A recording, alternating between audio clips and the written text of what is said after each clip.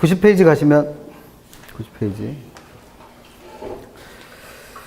2번 봅니다.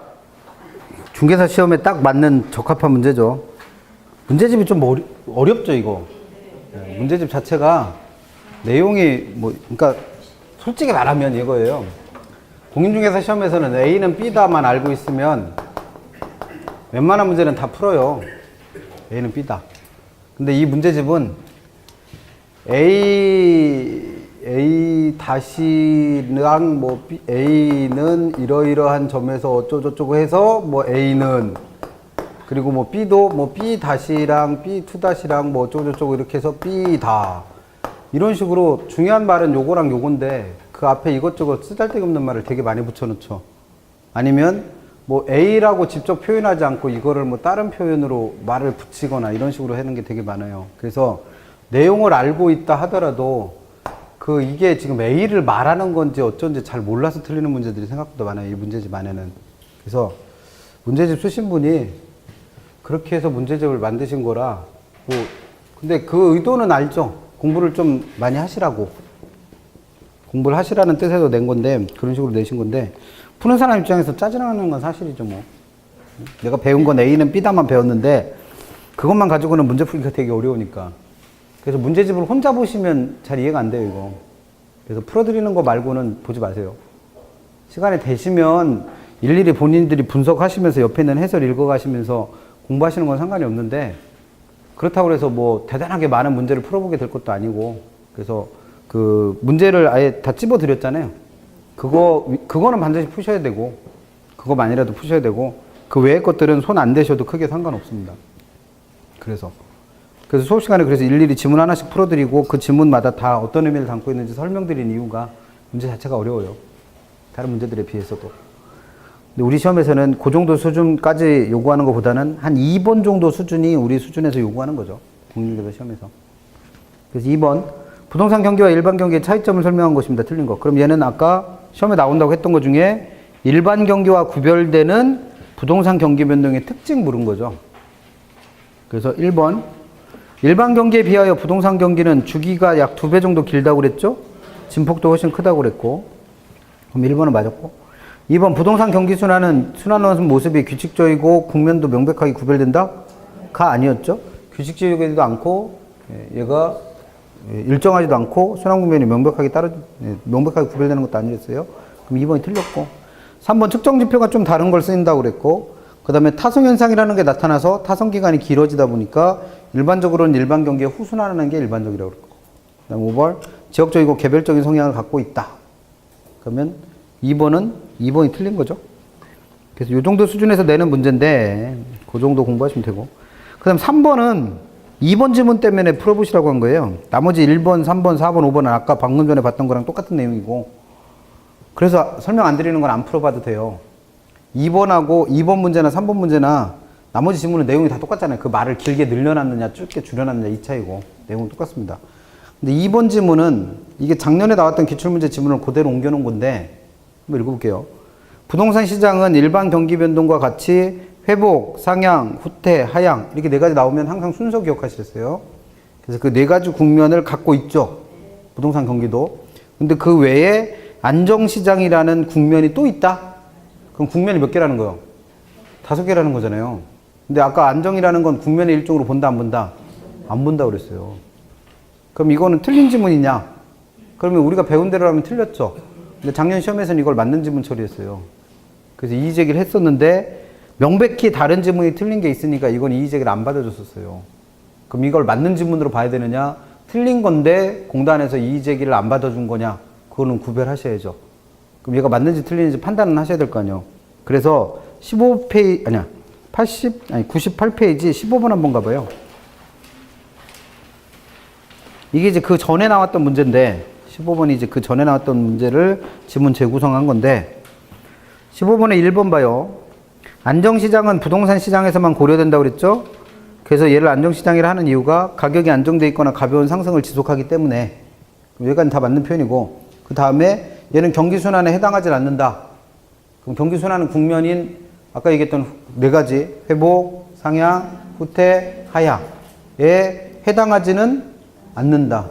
그럼 지금 방금 전에 봤던 3번에 2번 질문하고 얘가 모순되죠? 그럼 둘 중에 누가 맞았냐 이거요. 근데 요 문제 나올 당시에는 이거를 맞는 지문 처리를 했단 말이에요. 그리고 3번도 봐요. 그 밑에 3번 지문.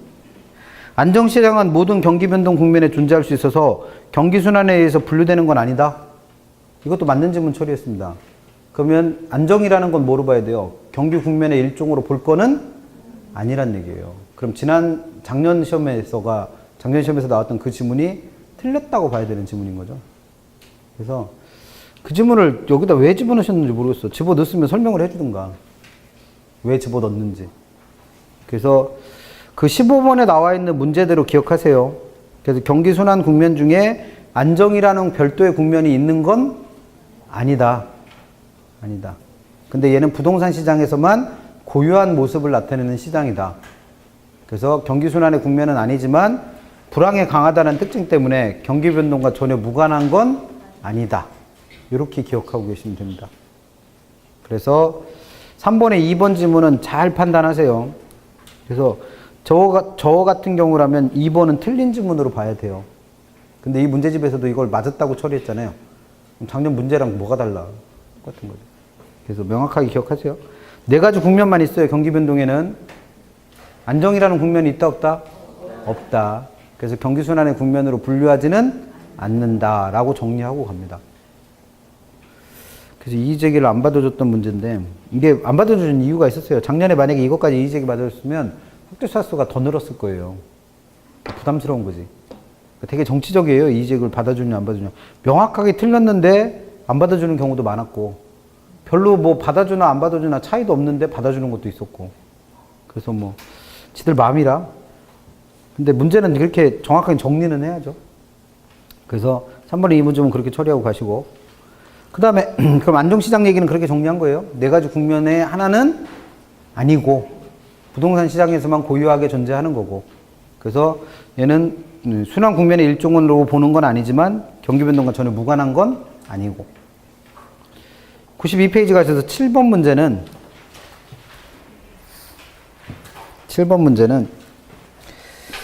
경기변동, 부동산 경기변동의 특징하고 종류를 섞어서 물어본 거죠, 뭐. 종합적으로 물어본 문제.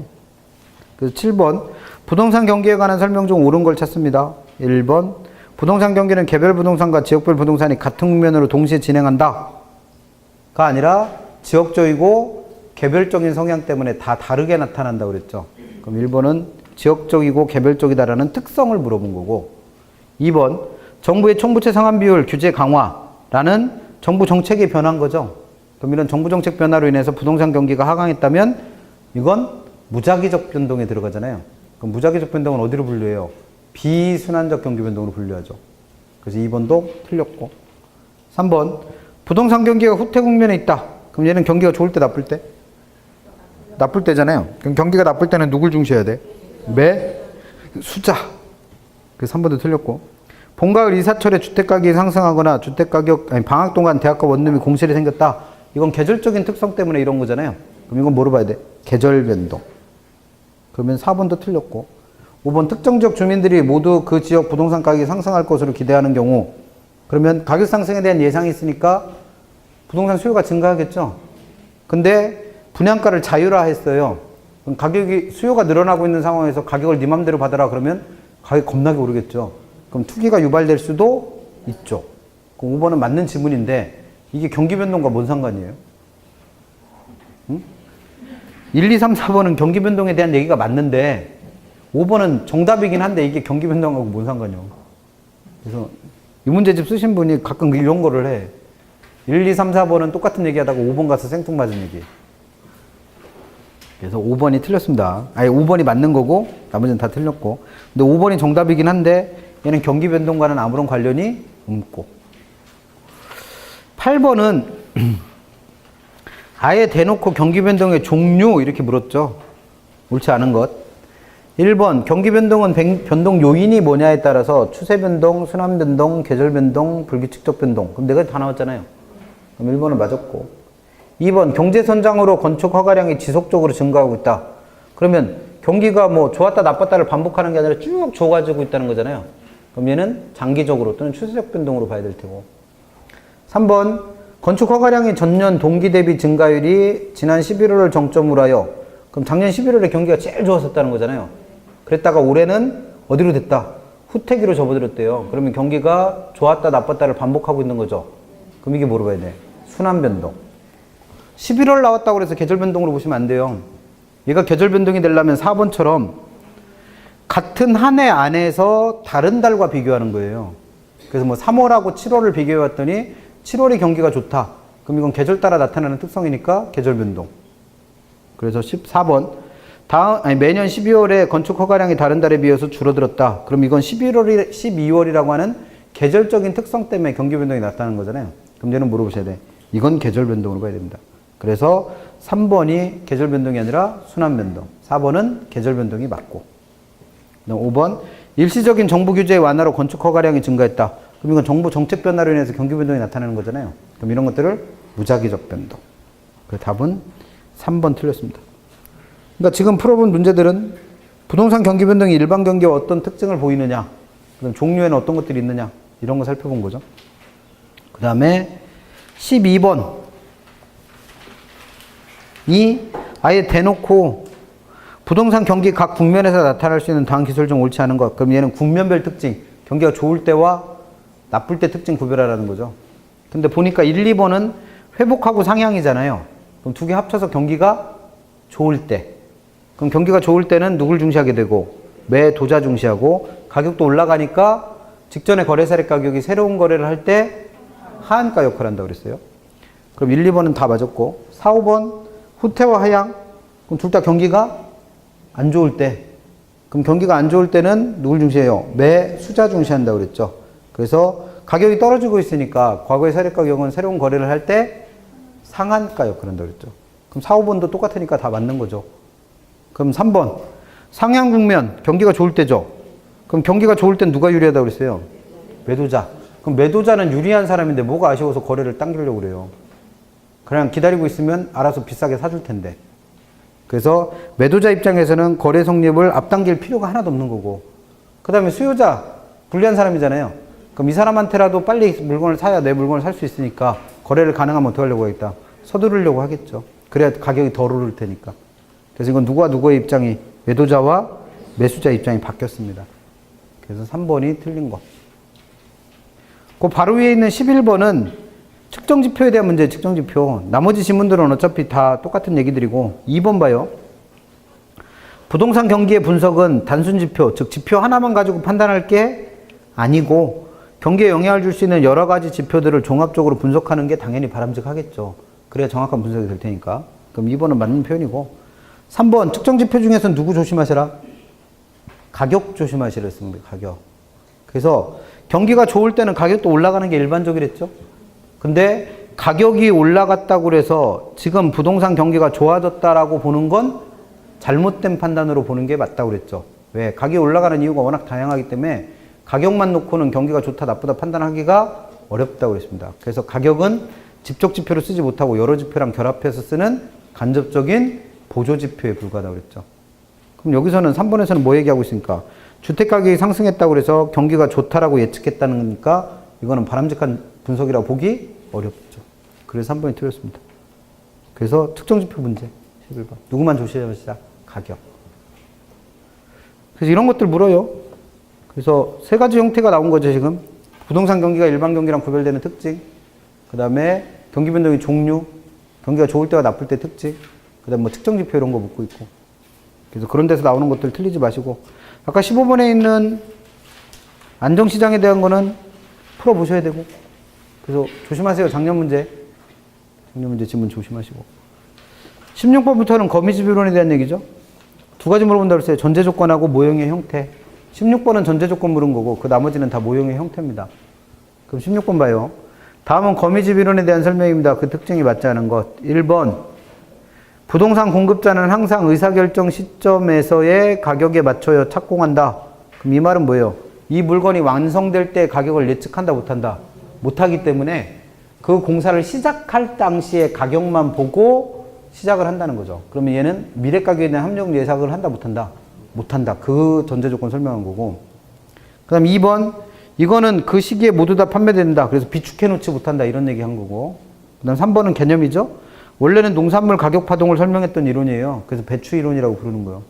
그래서 얘는 그래서 동태적인 이론이라고 하는 건 가격을 만들어가는 과정을 연구했기 때문에. 그 다음 4번.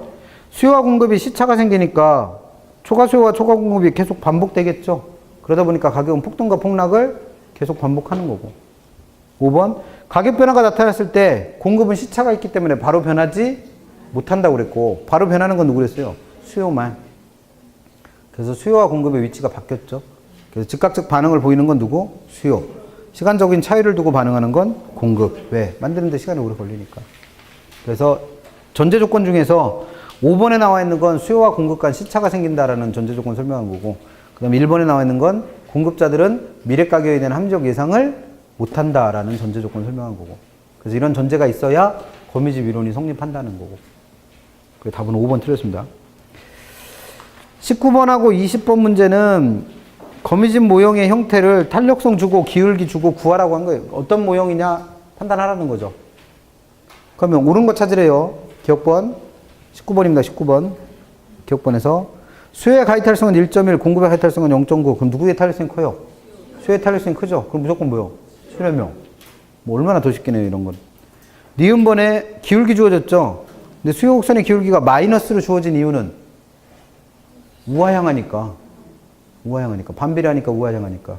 그 다음에 공곡선의 기울기가 생략돼 있지만 플러스 준 이유는 우상향하니까. 비례관계라. 그래서 마이너스다 플러스다는 별 의미 없죠. 왜? 방향 알려준 거니까. 중요한 건 그 크기잖아요. 이 기울기의 크기. 그러니까 부호는 무시하고 판단하세요. 그래서 수요곡선의 기울기 0.3이고 공곡선의 기울기 0.7이니까 공곡선의 기울기가 더 크잖아요. 그럼 이것도 뭐로 간다? 수렴형. 디귿 수요의 탄력성과 공급의 탄력성이 똑같죠? 그럼 뭐 된다? 순환형. 암기력 테스트지 뭐. 암기력 문제. 이런 게 한 4년 나왔어요. 4년. 4번 연속 나왔어요. 이거.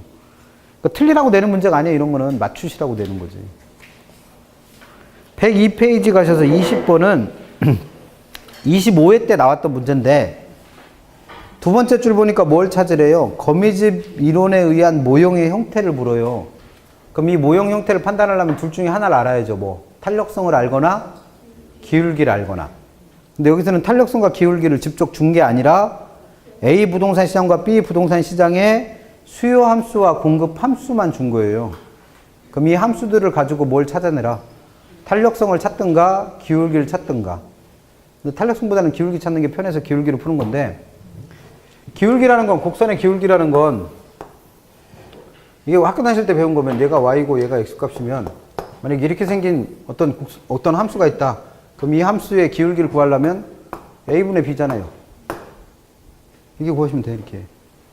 그래서 지금 우리가 배우는 건 여기가 뭐고 가격이고 여기가 수요량이라서 똑같이 구하는데 이걸 어떻게 구하면 돼요? p 값으로 놓고 함수를 p의 식으로 바꾸고 여기 이게 우리가 배웠던 것 치면 뭐니까 y니까 y 형태로 놓은 거예요. y 형태.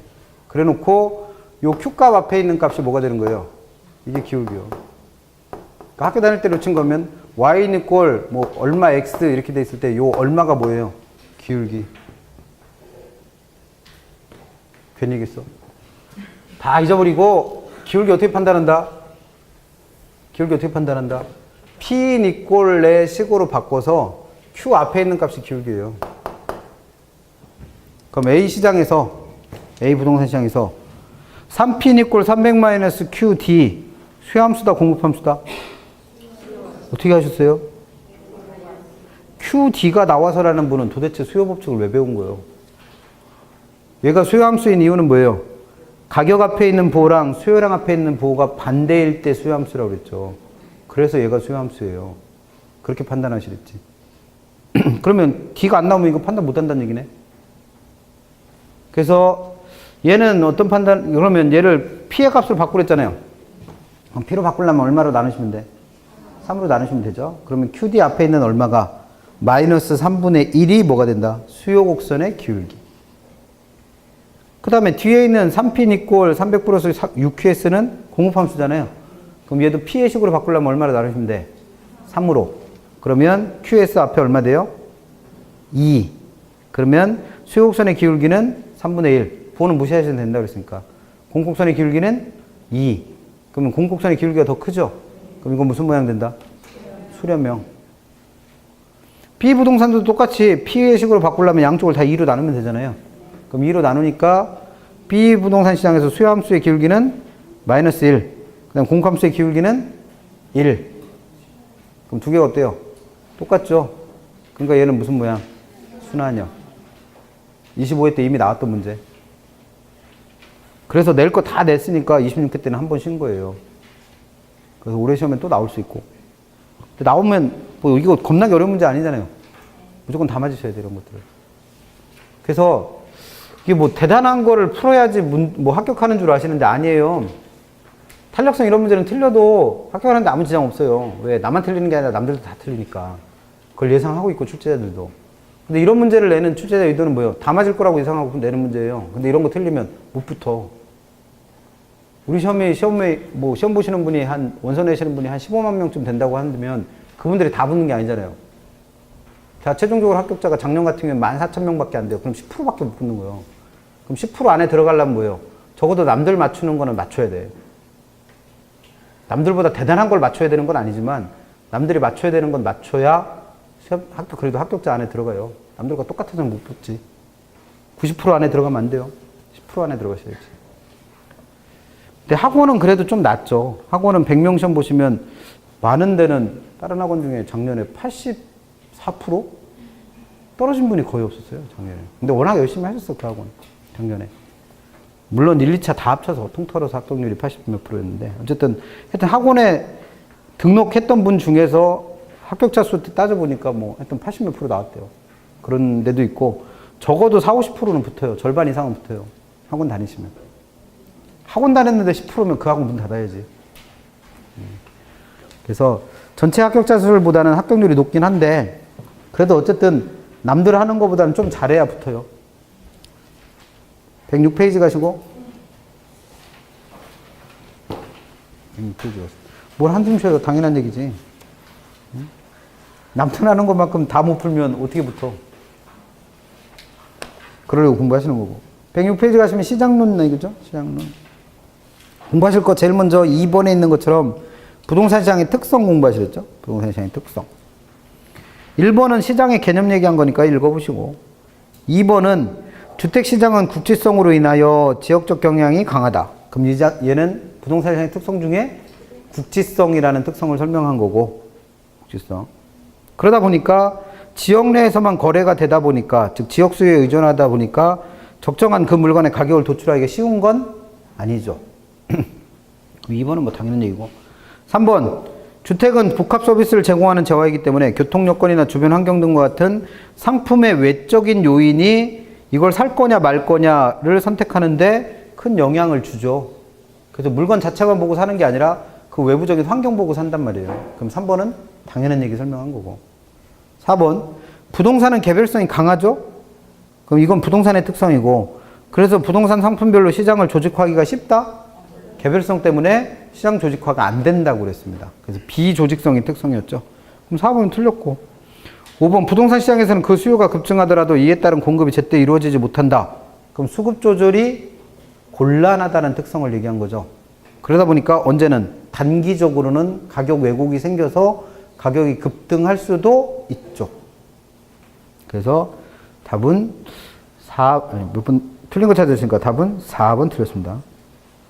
나머지 뭐 3번, 4번 이런 것들은 부동산 시장의 종류 문제인데 안 물어요. 뭐 부동산 시장의 특성도 잘 안 묻는 판에 무슨 종류까지 물어봐. 실제 시험에서는 잘 안 나오는 부분들이고 5번이 이제 대놓고 부동산 시장의 특성 한 번 더 물은 거죠. 부동산 시장의 특성을 설명한 내용입니다. 가장 거리가 먼 걸 찾으세요. 1번 부동산 시장에서는 지역적으로 시장이 형성되다 보니까 어떤 특정 지역에 수요자와 공급자의 수가 소수만 존재하는 특성을 갖고 있다고 그랬죠. 그래서 이건 부동산 시장이 지역적으로 형성된다라는 누구랑 관련있다? 부동성과도 관련이 있었습니다. 그럼 1번은 맞았고 2번 부동산 시장은 매수자 간의 경쟁이 일어나요. 그럼 누가 유리해져? 공급자가 유리하겠죠. 그래서 매도자 시장이 형성될 수도 있고 그 다음에 매수자 수가 줄어들면 매수자 수에 제한이 되면 수요자한테 유리한 시장이 형성되기도 하죠. 매수자 시장. 그럼 2번 질문은 결국 뭐예요? 시장 상황에 따라 얘가 매도자 시장이 될 수도 있고 매수자 시장이 될 수도 있다. 그럼 틀린 말은 아니죠. 3번 동일한 부동산이 있을 수 없다라는 부동산의 특성 뭐라고 그래요? 개별성. 이런 특성 때문에 부동산 시장에는 동질적인 제어가 거의 나타나지 않죠. 그러다 보니까 거기서 한 발짝 더 나가면 시장에서 상품을 표준화하기가 어렵죠. 그래서 얘는 비표준화성을 설명하고 있는 거고. 4번 부동산 시장은 부동성과 개별성으로 인해서 공간의 적용 범위가 한정되는 경향이 있어요. 그러다 보니까 시장이 각 지역별로 고유한 시장을 형성해서 지역성 또는 국지성을 띠게 되죠. 그러면 4번도 맞았고 5번 부동산 상품의 여러 특성으로 인하여 부동산 시장 상황이 변하더라도 수급 조절이 쉽게 일어나지 않는다. 그럼 이건 수급 조절의 곤란성이라는 특성을 설명하고 있죠. 그럼 여기까지 맞았고 그렇기 때문에 장기적으로도 그 가격이 왜곡될 가능성이 높다. 가격 왜곡은 항상 언제 생긴다? 단기. 가격과 가치가 불일치하는 것도 항상 언제? 단기. 공급이 움직이지 않을 때 문제가 생기는 거죠. 그래서 답은 5번 틀렸고 앞에 있는 쓰잘데기 없는 말 다 띄고 가격 왜곡은 언제 생긴다? 단기에 생긴다는 시험에 여러 차례 물었어요. 그래서 5번 그렇게 풀어보시면 돼요. 얘가 부동산 시장의 특성 물어봤던 문제들이고 그 다음에 9번 하나 볼까요? 9번. 다음 부동산 시장의 기능을 설명한 내용 중 가장 옳지 않은 내용. 1번 시장의 기능 5가지는 가능하면 외우시면 좋고 그 중에서 1번 부동산 시장은 부동산이랑 현금, 부동산과 부동산끼리를 교환하는 기능을 하고 있죠. 그럼 교환 기능 설명한 거니까 1번 맞았고 2번 부동산은 개별성이라는 특성이 있지만 공간이나 위치라고 하는 자원을 배분하는 기능도 하고 있죠. 3번 시장에서는 양과 질을 조정하죠. 양과 질을 조절하는 기능도 있다고 그랬으니까 그러다 보니까 이런 주택의 수요 변화로 인해서 주택의 질을 개선할 수도 있죠. 그래서 이 수요 변화로 인하여 주택 질을 개선하는 대표적인 방법이 여관상이에요. 여관상이 나타나면 저소득층은 하향여가를 통해서 자기가 살던 집보다 좀 덜 오래된 집으로 이사 갈 수 있죠. 그 다음에 고소득층들은 신축을 통해서 새 집을 공급받죠. 그럼 여관상이 원활히 작동하면 그런 시장 기능을 통해서 주택의 질이 어떻게 돼요? 개선이 돼요. 그럼 4번 경제주체의 지대지불 능력에 따라 그러면 이게 쉽게 얘기하면 사람들의 소득 수준에 따라 토지 이용의 유형을 결정하는 것도 시장의 기능이다. 그럼 소득 수준에 따라서 토지를 적절하게 배분해주고 있다는 얘기고 그 다음 5번 부동산 시장은 가격을 창조하죠. 그럼 기존의 가격은 어떻게 되는 거예요? 없어져서 파괴되는 거예요. 그래서 매도인의 제한 가격 그럼 이게 우리가 수요 공급 이론을 배웠다면 누구예요? 공급 가격이에요. 공급 가격. 그리고 매수인의 제한 가격 수요 가격 그럼 이 두 개가 일치하는 점 균형이지 뭘. 그게 해서 뭐가 만들어진다? 가격이 형성된다. 그래서 가격이 만들어지는 기능을 설명한 거죠. 틀린 건 몇 번이다? 3번. 양과 질을 조절할 수 있다고 그랬으니까 질을 개선하는 효과도 당연히 있겠죠. 그래서 뭐 대단한 문제는 아니고. 그래서 9번에 5번에 있는 지문처럼 그 가격이 만들어지는 과정, 가격 창조 기능을 설명한 게 10번에 있는 그 바퀴벌레예요.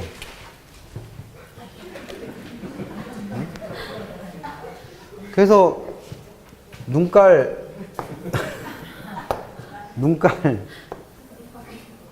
이렇게 해서 바퀴벌레처럼 생겼잖아요. 이게.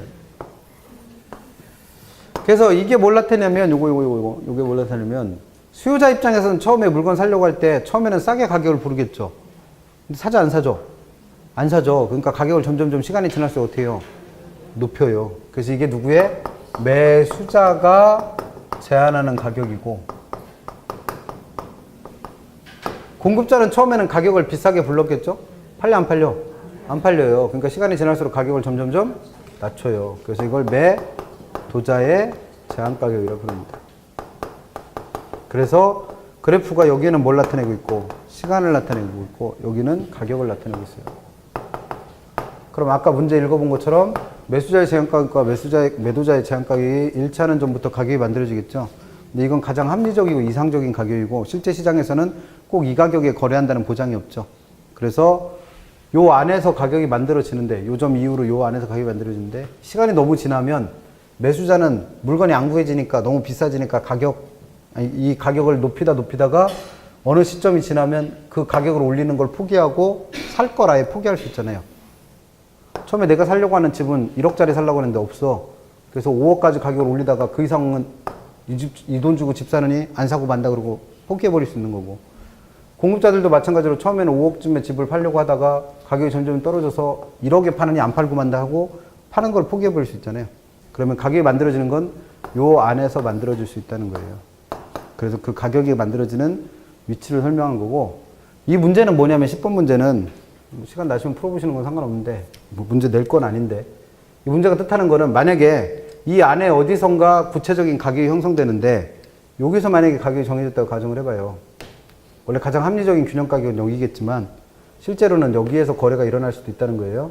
그러면 요 시기에 요 점에서 거래를 했으면 매수자 입장에서는 실제로는 이만큼까지 가격을 지불할 의도가 있었죠.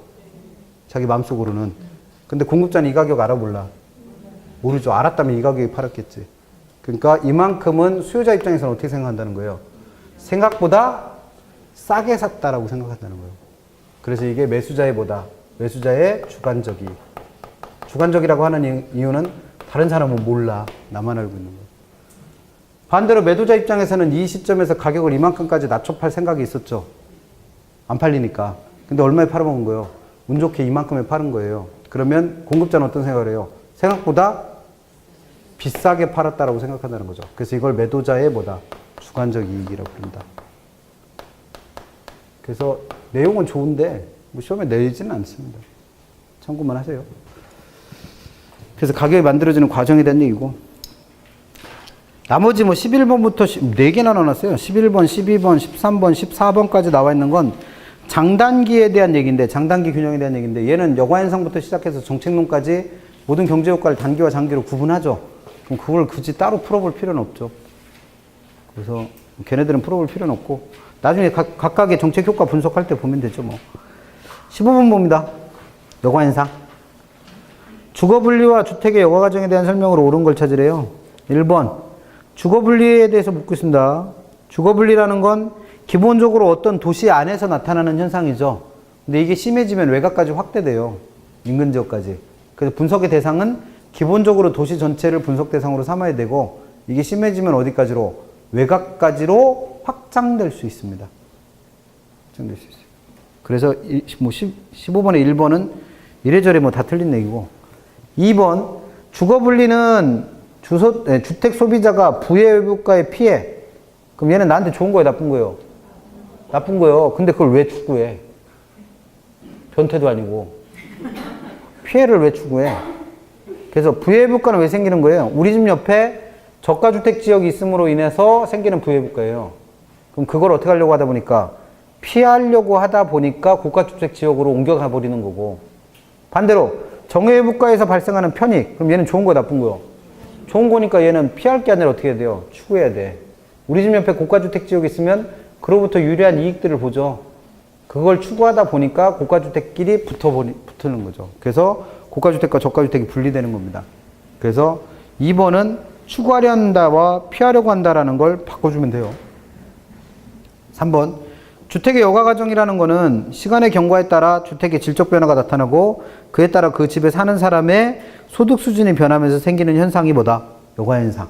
개념 설명한 거니까 맞는 문제고, 4번 안정적인 주택시장에서는 여가효과가 긍정적으로 작동하면 아까 얘기했죠? 저소득층은 자기가 살던 집보다 좀 덜 오래 짓는 집으로 이사가고, 고소득층은 새 집을 공급받으니까 주택의 질이 개선된다고 그랬습니다. 그 다음 5번 인근 지역의 여가과정에 따른 침입과 천의의 논리가 적용된다면, 이거는 이용할 때 설명했던 것 같은데, 만약에 얘가 하향여가라고 가정을 해보면,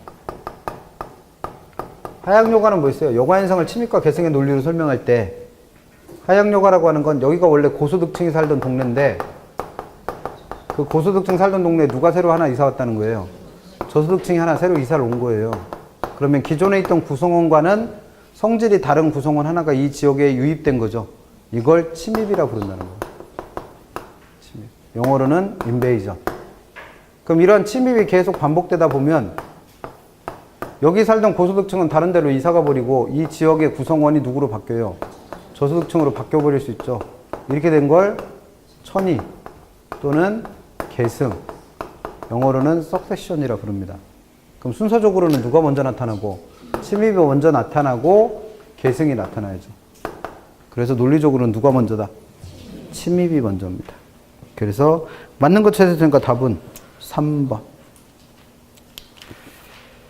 그래서 주거분리에 대한 문제고 한 페이지 넘겨서 17번 주택의 여가과정에 대한 설명으로 가장 옳지 않은 것. 얘는 하향여가 상향여가 개념 구별하실 수 있느냐를 묻는 문제 같죠. 그래서 1번 고소득층 주거지역으로 저소득층이 들어오게 됐다. 그럼 새로 이사 온 사람이 있죠. 그게 누구예요? 저소득층. 그럼 무슨 여가? 하향여가.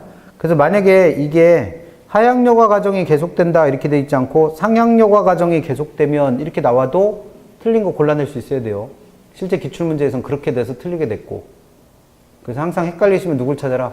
새로 이사 온 사람이 누구냐. 그래서 얘는 하향여가 과정이 계속되는 거고 그러다 보면 고소득층 주거지역이 저소득층 주거지역으로 바뀌는 거죠. 2번 주택의 상향여가는 저소득층에 대한 주택보조금 지급 등의 소득 증가의 이유로 인해 그러면 지금 주택보조금을 지급하거나 소득 증가와 같은 이유가 생겼다는 거죠. 그로 인해서 저가주택에 대한 수요가 늘어났을 때 발생하는 건 뭐예요? 하향여가였죠. 하향여가.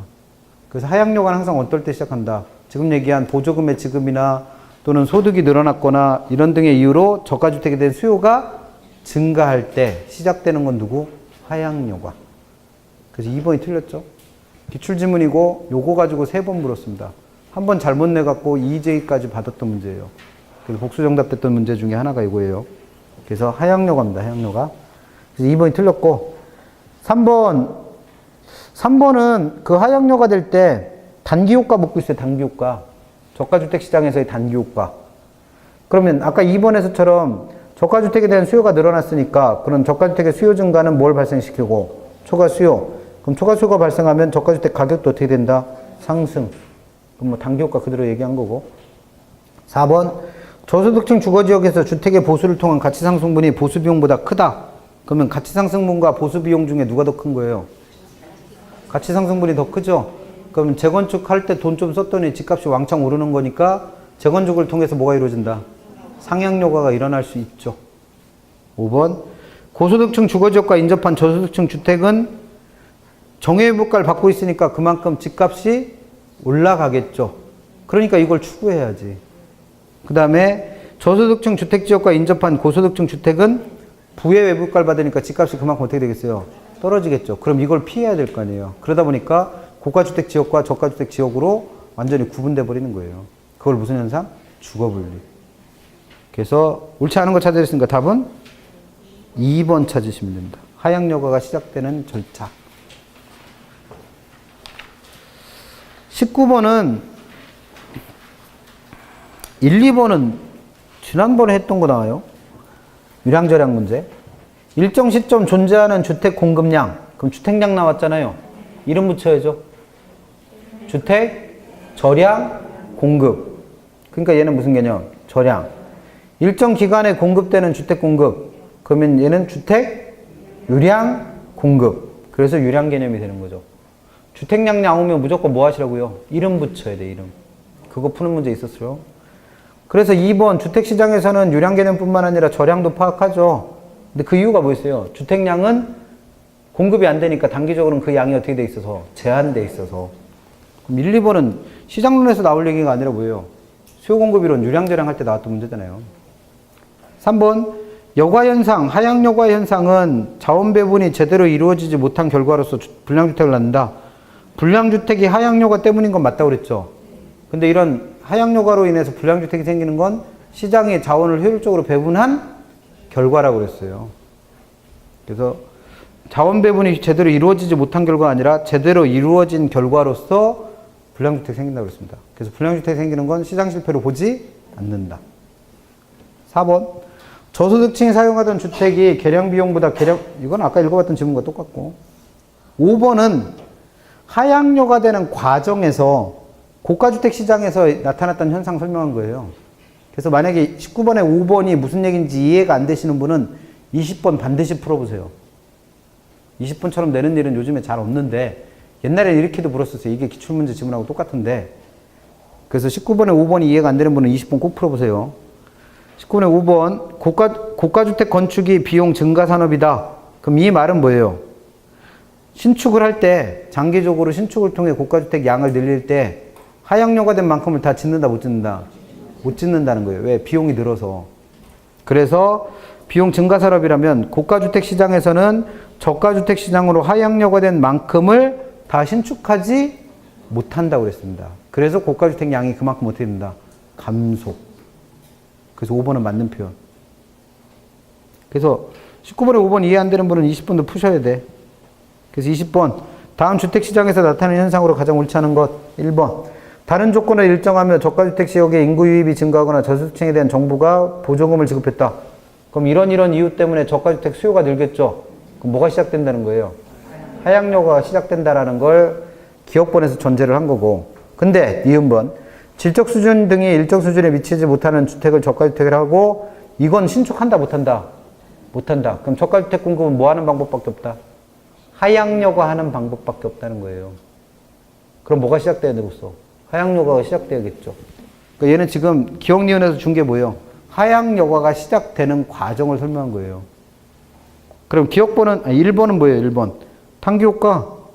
그럼 단기적으로는 하향료가 시작되면서 저가주택 수요가 늘었으니까 저가주택 가격 어떻게 된다? 상승. 그래서 기존의 공급자는 뭘 얻는다? 초과이율. 그럼 저가주택 시장에서 나타나는 단기효과 설명한 거죠. 그 다음에 2번. 장기적으로는 고가주택 중에 일부가 뭐 돼서? 하향료가 돼서. 그래서 저가주택 가격은 원래 수준으로 다시 회복이 된다고 그랬죠. 그러나 하향료가 된 만큼 뭐가 는다? 저가주택 양은 증가한다고 그랬죠. 그러면 1, 2번은 뭐예요? 저가주택 시장에서의 단기효과와 장기효과. 그럼 3, 4, 5번은 이게 고가주택 시장에서 나타난 일을 설명한 거예요. 3번. 건축비용이 주택 착공량에 따라 일정하다. 그럼 고가주택 시장에서 나타나는 뭐예요? 비용 불변 또는 비용 일정 산업.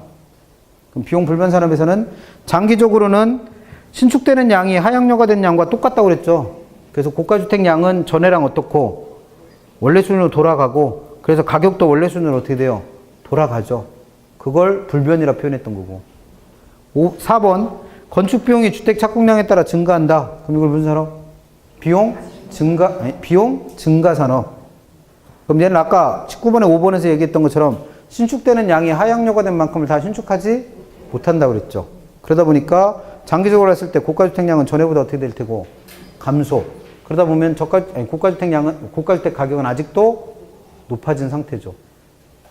그럼 1, 2, 3, 4번 다 맞는 거고. 5번. 건축비용이 주택 착공량에 따라 증가하거나 일정하다 하더라도 즉 비용 불변이든 비용 증가든 관계없이 저가주택량 늘었죠. 그 다음에 그만큼 신축됐죠. 그럼 저체주택량은 어떻게 돼요? 무조건 늘어납니다. 옛날엔 이렇게까지 냈었어요, 시험 문제. 천만다행이요. 그래서 여기까지가 이제 여가인상에 대한 문제고, 21번부터는 효율적 시장 이론 얘기죠, 뭐. 그래서 21번에서 다른 지문은 볼 것도 없고, 2번하고 4번하고 5번 지문을 못 푼다. 무슨 소린지 이해가 안 된다. 그럼 아까 표 그리라고 그랬죠, 표. 이 표를 아예 문제 풀 때 그리세요. 이거 그리는데 뭐 실제 문제 풀 때는 10초도 안 걸릴 거 아니고. 그래서 여기가 약성, 얘가 중간성, 얘가 강성, 얘는 과거, 현재, 미래.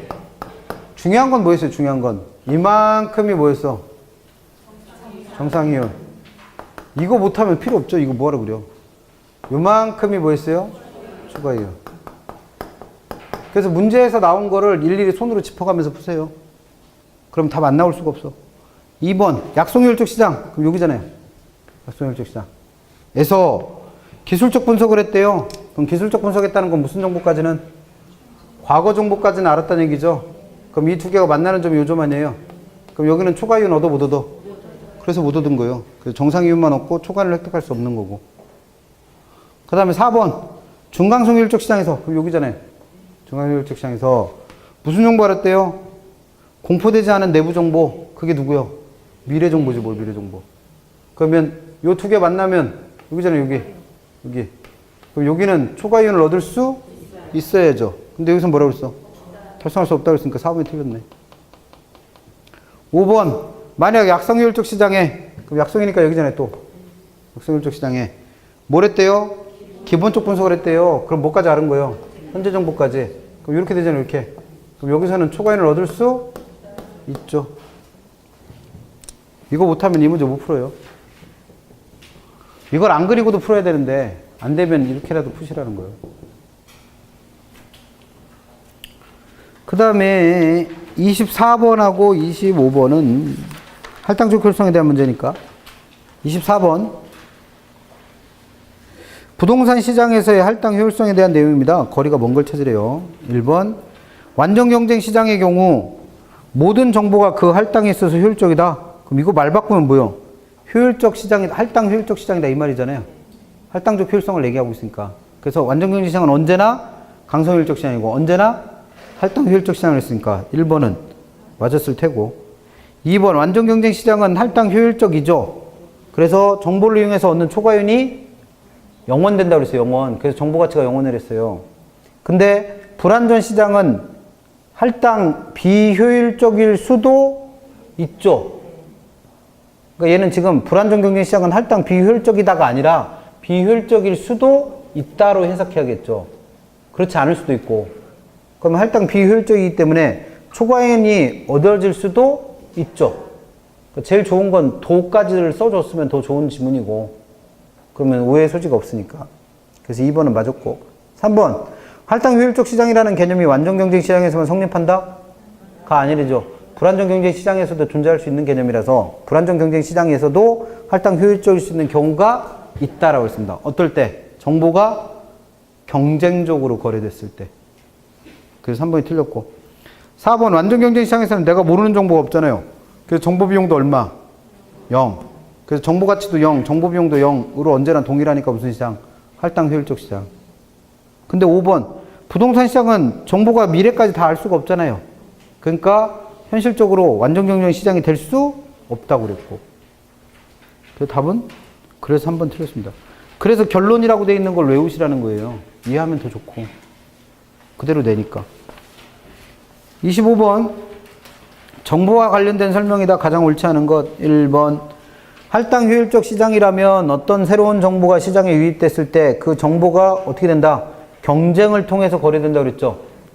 그게 할당 효율적 시장이랬으니까. 그럼 정보를 통해서 경쟁을 통해서 정보가 거래되면 정보를 얻는 데 들어간 비용과 정보를 이용한 초과이윤이 어떻게 돼요? 같아져요. 그래서 할당 효율적이라는 건 정보가 경쟁적으로 거래됨으로써 정보 비용과 정보 가치가 같아진 걸 말합니다. 이건 개념 설명한 거죠. 그래서 1번은 맞았고 2번, 3번은 여기서 나올 얘기가 아니라 이건 정책론에서 배울 거잖아요. 시장 실패의 원인, 정보의 비대칭성. 4번 부동산 투기가 현실적으로 성립되는 건 시장이 불완전하고 독점적이기 때문이다. 가 아니고 시장이 할당 효율적이지 못해서라고 그랬죠. 그대로 내요 시험 문제 자체를. 왜 못 바꿔 말을. 바꾸면 꼬이니까. 5번 부동산 시장은 대부분 강성효율적 시장이다. 강성효율적 시장이라는 건 현실적으로 존재하지 못하다고 그랬고 누가 중강성이 대부분 이랬어? 중강성까지 존재할 수 있다고 그랬지. 언제 그런 말을 했어요? 막 말을 만들어 지들이라고 하면 안 되지. 여러분들이 말을 막 만들어요. 그래서 문제가 산으로 가는 거예요. 가리킨 적도 없는 걸 본인들이 그렇게 만들어요. 그래놓고 답이 이거야. 언제 그렇게 가리켰는데요? 그러면 그러지 않으셨어요? 뻥치시네. 5번 그래서 부동산 시장은 대부분 강성효율적 시장이다. 강성효율적 시장은 현실에 존재하지 않는다 했습니다. 그렇기 때문에 시장에서는 약성이나 중강성까지만 존재할 수 있죠. 그럼 약성이나 중강성에서는 초과이윤을 얻는 사람들이 존재할 수 있죠. 그래서 5번이 틀렸어요. 27번부터는 정보 가치에 대한 얘기인데 이거는 뭐 잠깐 쉬었다 볼게요. 아까 64페이지 내용 보고 정리해야 되니까. 정보 가치 구하는 것부터 다시 합니다.